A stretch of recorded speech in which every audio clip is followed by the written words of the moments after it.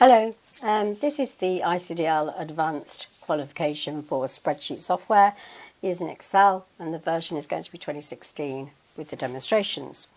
This particular area is going to be looking in the syllabus area of Outline and Scenario Manager.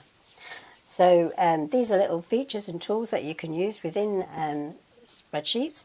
It's part of the syllabus, as I said, so it's something you need to know for the exam, and that's how it will be demonstrated, with some tips sort of in there for that. But they're also really good tools for everyday working needs and assignments, etc. So if you think that they might be able to help you, have a look, and I hope you enjoy. My name is Stephanie Toman. Thank you. So let's open up the outlines and scenarios and open up outlining. So outlining, as you can see over here, is used to show a different amount of information to different users. So what we're going to do is we're going to use a feature that will just automatically allow you to collapse and expand information. So if we click in the data, on the data tab, remember in the exam, it's good to know where certain things are so you can get there quickly. So a lot of features are in the data tab. We've already used text columns in the last series, and we're going to be using what if analysis soon. And then we've got this outline group here is what we're going to use today. So if we click on the drop down there, you may just see it as a straightforward outline group because my ribbon's a little bit squished. So if we click on auto outline, you can see straight away that these column index numbers appear. And if we click on one, you'll watch. I'm just going to bring the screen up a little bit so you can see the data a bit better. And you'll see that the total, the main total, if I click on one, collapses to the main total and headings, which is the savings. Click on 2 and you will see the headings and subtotals and total. And on 3, you will go back to the main data. So it shows and hides, or it collapses and expands, whichever way you want to view that. If you want to clear an outline, then it's back to the one that ungroups outline, and then clear outline, and everything goes back to its original state. Okay. Another thing you can do, they won't ask you in the test, but you can group individual things, hence you've got the group and the ungroup. So you could group a particular area if that's what you wanted. So you would just see that one and then ungroup.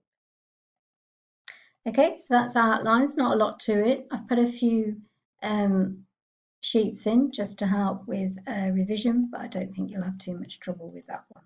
Nice and quick. I'm going to close that one. I'm not going to save. I'm going to look at scenarios, another one that comes up in the syllabus. So scenarios we can find, let's open it up.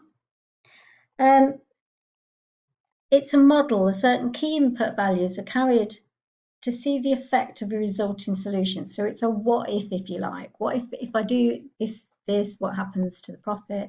If I do that, what happens to the profit? X, Y, and Z. So it's affecting these cells here, the F5 to H5. And the profit affected is here. And at the bottom of the screen, I've just dropped some figures in that's been used for each of the scenarios. So let's look at what the test would expect from you with regard to this feature. So back to data tab, and the what if analysis popped in here, and there's the scenario manager. So you can see, if I just scroll, pull that down, you can see that this is the worst, the guess, and the best.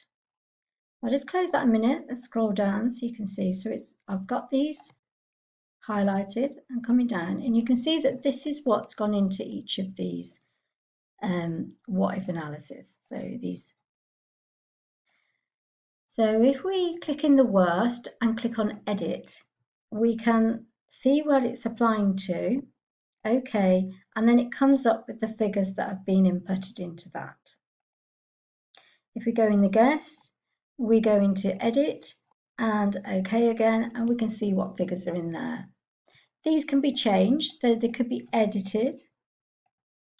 And then best, let's have a look at that one, and let's make that 100, 200 and 300 just for ease. So what can happen is you can see that if it's on best, I can show the figures for best and it affects the total profit. For the guess one, if I show, you can see that one. And for the worst scenario, show, you can see there is no profit at all. And we could go in and edit that, and we could think, well, yeah, it's not going to be that bad. It's bad, but, and we could up the data to change the scenario, and you can see now it's changed.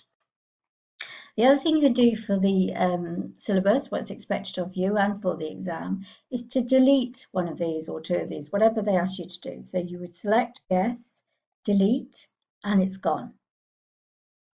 To add a new one, you click on add, and you could put guess in again. It's affecting that. If you've forgotten to say what range it is having an effect on, you can pick it up again there. And when you OK, you could change the figures or add the figures that they ask you to input. And then you've got your guess, and you can see that it shows there. The other thing that they may ask you to do is to use this button. So they want a summary of the scenarios that you've created.